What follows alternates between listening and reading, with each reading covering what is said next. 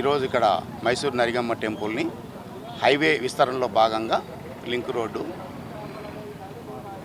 ఆ టెంపుల్ గతంలో గవర్నమెంట్ పొరంబోకులు ఉందని చెప్పి నివేదికలు పంపిన తర్వాత వాళ్లకు ఆల్టర్నేట్ సైట్ చూపించి టెంపుల్ షిఫ్ట్ చేయమని హైకోర్టు ఉత్తర్వులు ఇచ్చింది. దాంట్లో కమిటీ వాళ్ళు హైకోర్టుకు వెళ్ళారు. హైకోర్టుకు మేము కూడా చెప్పాం, ఇట్లా రోడ్డు మధ్యలో ఉంది, అది ఇబ్బందికరంగా ఉందని చెప్పిన తర్వాత మీరు ఎక్కడ ఆల్టర్నేట్ సైట్ ఇస్తారని చెప్తే మేము అక్కడ సర్వే నెంబర్ 24లో 5 సెంట్లు ఆల్టర్నేట్ సైట్ ఇవ్వడానికి మాకు ఇబ్బంది లేదని చెప్పిన తర్వాత కమిటీ వాళ్లకు మీరు రిక్వెస్ట్ ఇవ్వండి లెటరు, వాళ్ళు ఆల్టర్నేట్ సైట్ చూపిస్తారు. చూపించిన తర్వాత 2 వారాల లోపల మీరు టెంపుల్ షిఫ్ట్ చేసుకోండి, సాంప్రదాయబద్ధంగా చేయండి అని చెప్పడం జరిగింది.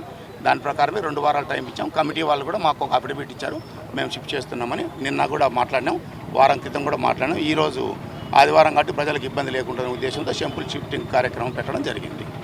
ఈ రోడ్డు విస్తరణలో భాగంగా జరుగుతున్న కార్యక్రమం హైకోర్టు ఉత్తర్వులు ఏదైతే ఇచ్చిందో ఆ ఉత్తర్వుల ప్రకారమే ఈ టెంపుల్ షిఫ్ట్ చేయడం జరుగుతుంది.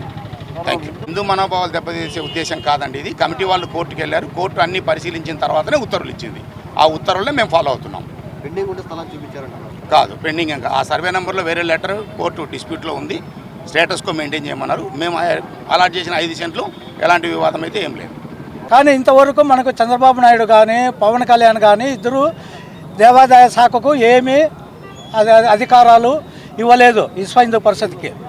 ఇప్పుడు ఈ విస్తరణ భాగంలో NH హైవేలు ఫస్ట్ 60 అడుగుల రోడ్డుకు టెంపుల్ ఉన్నది పక్కనకి, కానీ గవర్నమెంట్ కూడా ఇష్టం వచ్చినట్లు 200 అడుగుల రోడ్డు వేయడము, అడ్డం ఉండదని చెప్పేసి దేవాలయాలను తీసివేయడము, మళ్ళీ మిగతా వాటి ఏమన్నా ఉండొచ్చో వాళ్ళు కోర్టుకు పోయినారు అని చెప్పేసి స్టే ఉండదని చెప్పి పెండింగ్లో ఉండదని చెప్పేసి విస్మరించడము, ఇవన్నీ జరుగుతున్నది.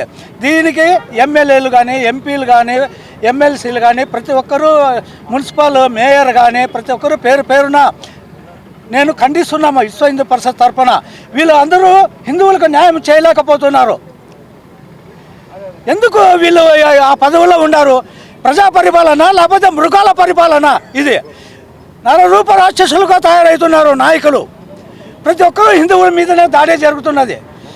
ఇది నేను గర్విస్తున్నాను. నేను చాలా బాధపడుతున్నాము. ఈ నరగమ్మ గుడి కూడా చాలా ప్రభావమైనది. ఇది చాలా పవర్ఫుల్ ప్లేస్. ఇది ఎవరైనా పూనుకునొచ్చు, వాళ్ళు దీనికి నష్టపరిహారంగా వాళ్ళు అనుభవిస్తారు. 1 నెల లోపలే అనుభవిస్తారు. ఇది ఎందుకంటే ఇది నగ్నంగా అందరికీ తెలిసిన విషయమే, కానీ ధైర్యంగా ముందుకు పోతున్నారు. వీళ్ళకు ఆ భగవంతుడు ఓర్చడు, ఇది వాళ్ళకు నరక కూపంలోనే చూపిస్తాడు.